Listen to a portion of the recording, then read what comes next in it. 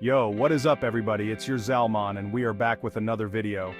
Today we're doing something a little different. Buckle up because I'm about to take you on a trip to one of the most incredible places on earth. Lhasa, Tibet. We're going to be checking out the top 10 must-visit places, from ancient temples to bustling markets and everything in between. If that sounds like your kind of trip, hit that thumbs up and smash that subscribe button. Let's go. Alright, first up we're starting at the big one, the Potala Palace. This place is iconic, perched high above the city on Red Mountain. It's a UNESCO World Heritage Site and was once the winter home of the Dalai Lama himself. Can you imagine living here? Talk about an office with a view. You see all those white and red walls? They're built on a mountain with over 1,000 rooms inside, and they're filled with intricate murals, golden statues, and centuries of history. As you climb higher, you can feel the energy shift. The spiritual vibes are strong here, no doubt. And the view from the top, the entire city of Lhasa sprawled out before you, surrounded by those majestic Himalayan mountains. It's enough to take your breath away. Next stop, we're heading to the spiritual heart of Lhasa, the Jokhang Temple. Pilgrims travel from all over Tibet to pay their respects, spinning prayer wheels and offering butter lamps. The air is thick with incense, and the flickering candlelight casts dancing shadows on the faces of the devotees. This temple is over 1,300 years old, and it's seen it all. Empires rise and fall, but the Jokhang Temple remains a beacon of faith and resilience. Make sure you check out the main hall, where you'll find the Jo Shakyamuni Buddha statue. It's said to be the most sacred statue in all of Tibet, brought here all the way from China over 1,300 years ago. After you've soaked it all in, take a walk around the Barker Street that surrounds the temple. It's a bustling market filled with vendors selling everything from prayer beads to yak butter tea. It's the perfect place to experience the sights, sounds, and smells of Tibetan culture. Speaking of Barker Street, this place is a whole experience on its own. Imagine a maze of narrow alleys lined with shops and stalls selling everything you can imagine. You've got prayer flags fluttering in the wind, the smell of incense and yak butter tea filling the air, and the sound of chanting monks mixing with the chatter of locals. This is Lhasa, at its most vibrant and alive. You can find traditional Tibetan crafts here like prayer wheels, singing bowls, and colorful thankas, which are religious paintings on silk. Haggle with the vendors, practice your Tibetan, and maybe even pick up a souvenir or two. Barker Street is also a pilgrimage route for many Tibetans, who walk the circuit clockwise while spinning prayer wheels and chanting mantras. Grab yourself some momos, which are Tibetan dumplings, and just wander. Soak up the atmosphere, people watch, and let yourself get lost in the energy of it all. And keep an eye out for those mischievous Tibetan mastiffs. They're like the kings of the street, lounging around like they own the place. Alright, let's switch gears and head a little outside the city center to Sera Monastery. This place is one of the great three Gelug University monasteries of Tibet, and it's still a functioning monastery today. You'll see hundreds of monks going about their daily rituals. But the real draw here, the monk debates. I'm telling you, you haven't lived until you've seen a bunch of monks dressed in their maroon robes, engaged in a heated theological debate. They clap, they gesture, they even stomp their feet to make a point. It's like a performance and a philosophy lesson all rolled into one. The monastery itself is worth exploring too.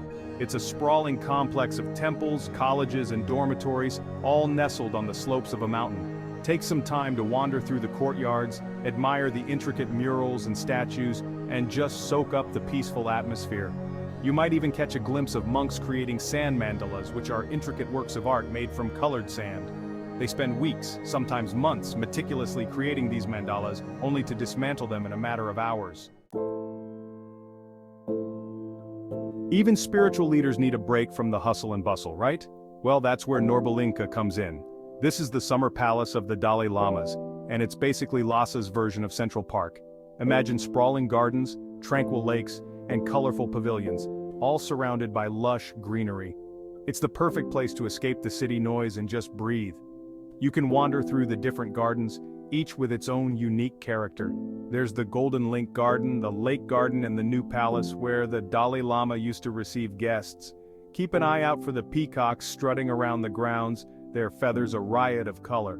Norbalinka is a great place to learn about Tibetan art and architecture too. The palaces are filled with intricate murals, colorful paintings, and beautiful sculptures.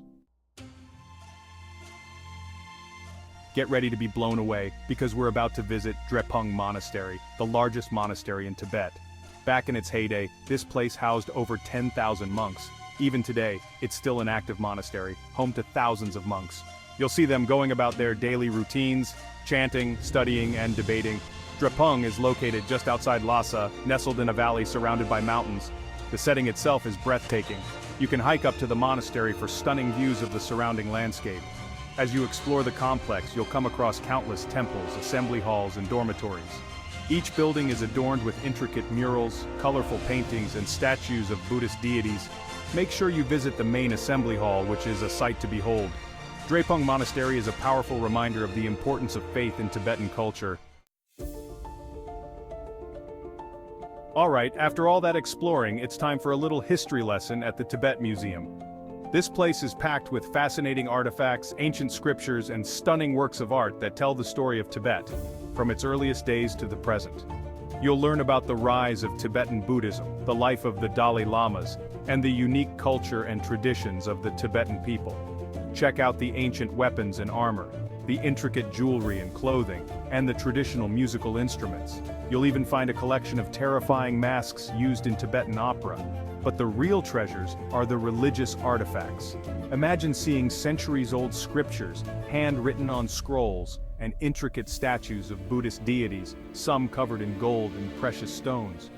The Tibet Museum is a great way to deepen your understanding of this fascinating and complex culture. Okay, time for one of the most awe-inspiring sights in all of Tibet, Namtso Lake. This isn't just any lake, people, it's one of the highest saltwater lakes in the world, and it's absolutely massive. Imagine a vast expanse of turquoise blue water, stretching out as far as the eye can see, surrounded by towering snow-capped mountains. The air is thin up here, but the views are more than worth it. You can feel the vastness of the landscape, the power of nature, and the insignificance of your own worries. Take a walk along the shores of the lake, breathe in the fresh mountain air, and just soak up the serenity. You might even spot some Tibetan nomads herding their yaks across the plains. If you're feeling adventurous, you can spend the night in a traditional Tibetan tent and experience the magic of the night sky. Namtso Lake is a place of incredible beauty and tranquility. Next, we're heading off the beaten path to Ganden Monastery. Not only is it one of the great three Gelug monasteries, but it was also founded by Je Tsongkhapa himself, the founder of the Gelug school of Tibetan Buddhism. Now, getting to Ganden is an adventure in itself. It's perched high on a mountaintop, about a 2-hour drive from Lhasa. The views from the monastery are absolutely breathtaking, offering panoramic vistas of the surrounding valleys and mountains. Ganden is still an active monastery today, home to hundreds of monks. You can feel the spiritual energy as soon as you step foot on the grounds. Take some time to explore the main assembly hall, admire the intricate murals and statues, and spin the giant prayer wheels. You might even catch a glimpse of the monks going about their daily rituals. If you're feeling up for it, you can hike the Ganden to Samye Trek, a multi-day trek that takes you through stunning mountain scenery and ancient monasteries. Ganden Monastery is a place of history, spirituality, and breathtaking beauty. For our final stop, we're going back in time to Drak Yerpa. Imagine a network of ancient meditation caves carved into the cliffs overlooking a valley. Drak Yerpa has been a pilgrimage site for centuries, and you can feel the weight of history and spirituality as you explore the caves. Some of these caves are believed to have been used by Songtsen Gampo, the Tibetan king who brought Buddhism to Tibet in the 7th century. You can still see ancient murals on the walls of some of the caves depicting scenes from the life of Buddha and other Buddhist deities. As you wander through the caves, you can't help but feel a sense of peace and tranquility.